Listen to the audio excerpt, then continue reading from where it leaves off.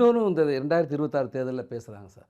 அ எந்த கட்சிக்கும் தனிப்பெரும்பான்மை கிடைப்பதற்கான வாய்ப்பு இல்ல. கூட்டணி மந்திரி சபை அமையறதுக்கான வாய்ப்பு இருக்கு. 1952க்கு பிறகு அப்படி ஒரு நிலைமை ஏற்படலாம். 2006க்கு பிறகுன்னு கூட சொல்லலாம். 52, 2006க்கு பிறகு 2026ல அப்படி ஒரு நிலைமை ஏற்படலாம் அப்படின்னு சொல்றாங்க. நீங்க கூர்ந்து அரசியல கவனித்த அனுபவத்தின் அடிப்படையில எப்படி இருக்கும் 2026 தேர்தல்? இன்றைக்கு இருக்கிற திமுக மக்கள் விரோத அரசின் மீது இருக்கிற ஒரு வெறுப்பு, கோபம், ஒரு வேகம் நிச்சயமாக மாற்றணி, எதிரணி, அந்த அணி ஏற்கனவே ஆண்ட அதிமுக அதற்கு முழு ஆதரவு கொடுக்கும்.